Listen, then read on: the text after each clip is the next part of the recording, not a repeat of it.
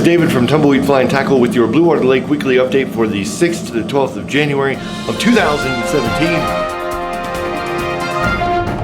Now, last night we got a couple inches of snow. The mountains have received snow as well. It snowed mostly after midnight, and the data is posted at midnight every day. So if it snowed after midnight, then we have to wait till tomorrow morning to find out how much exactly that it snowed up there for sure. Yesterday I went down and filmed the lake. It looked a lot like this.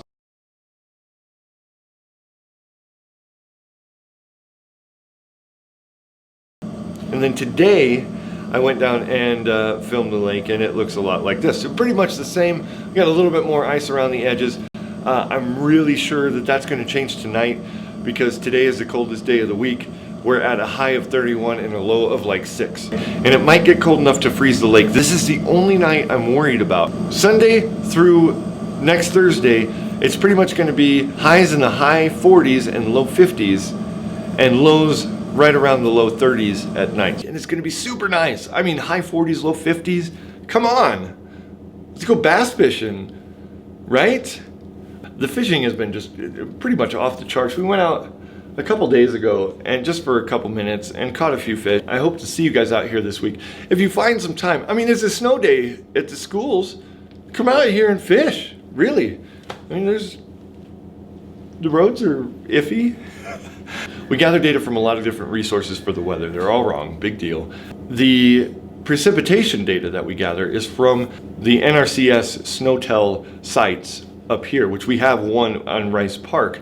Now that gives us real-time data and also historic data of how much snow there has been up there, how much precipitation we've had, also temperature, and it does one really cool thing where it measures how much water is inside the snow. So in the snow you have these little air pockets from the snowflakes being piled on top of each other. If all that snow melted, then it would be the snow water equivalent. Yeah, right now we're sitting at 2.8 inches of water in 10 inches of snow. So that's pretty cool. Now you can look back into the past. I can tell you some really cool events. In September of 2013, we had 2 or 3 inches of rain that brought the lake up almost 7 feet. And then in 2010, we had almost 46 inches of snow. I'm not exactly sure, which brought the lake up 25 feet. And at the end of 2013, we had a total annual precipitation of 24.1 inches or something like that. Incredible amounts of rainfall for that year. You can look at all this data on the SnowTel website, and I'll put the link down here in the description. Now we get our water data from the USGS, and those guys will measure how high the water is, what the elevation of the water is at any given point in time. Now the acre feet of water is a mathematical equation for the elevation. So they find the elevation, and then they can find the acre feet of water based on the elevation of the lake, or based upon how deep the lake is. So the acre feet of water may not be entirely accurate. The elevation is always accurate because it's measured by satellite. They look at it and it goes up and down, obviously. You can look at the SnowTel Rice Park data, and you can look at the USGS data for the lake levels here. All will be in the description down here. And what's really cool is you can see how our lake has fluctuated throughout the years and what has affected that. So in summation, this is a weird year. We've had 8.5 inches of precipitation.